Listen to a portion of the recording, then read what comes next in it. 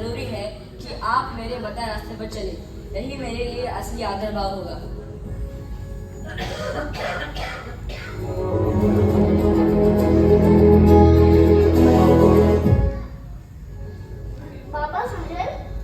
बाबा साहेब, आपके बताए रास्ते पर चलने के लिए हमें क्या करना होगा?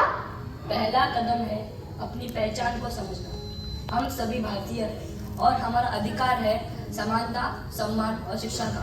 हमें धर्म के नाम पर किसी को नीचा दिखाने की बजाय हमें समाज के सभी वर्गों को समान अधिकार देने के लिए संघर्ष करना होगा।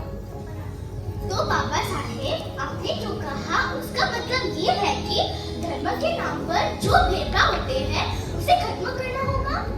बिल्कुल, धर्म समाज के लिए नहीं, समाज धर्म के लिए होना चाहिए। जो धर्म जन्म से ही किसी को नीच और दूसरे को शेष बनाए रखे वह धर्म नहीं, गुलाम बनाने का षड्यंत्र है। हमें ऐसे धर्म को नकारना होगा जो हमारे अधिकारों का हनन करता है।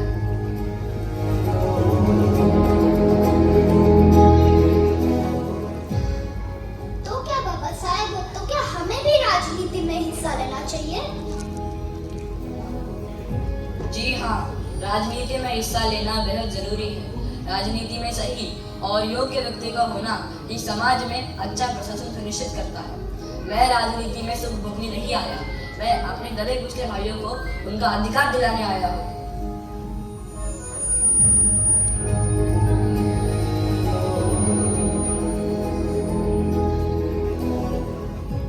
बाबा साहेब, क्या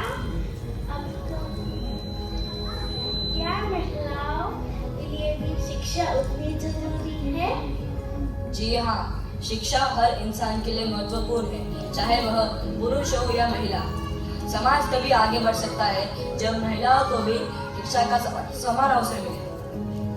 अगर हम समाज में एक सशक्त बदलाव लाना चाहते हैं तो हमें महिलाओं की शिक्षा के लिए भी संघर्ष करना होगा। बाबा साहेब, हम सब आपकी दिशा में चलने की पूरी कोशिश करेंगे, लेकिन अगर हम आगे बढ़ ना पाए तो? अगर आप मेरी राह पर नहीं चल सके तो कृपया पीछे भी मत जाइए, मेरे रास्ते पर चलते रहिए। यही एक अपना तरीका है समाज को एक सशक्त दिशा में ले जाने का।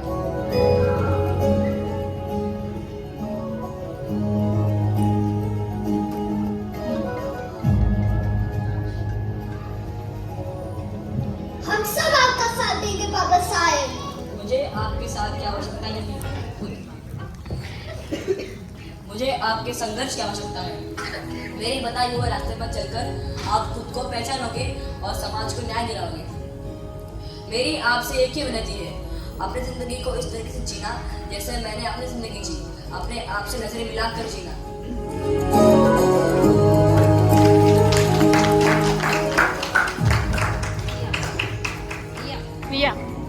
हम सब आपके रास्ते पर चलेंगे बाबा साहेब।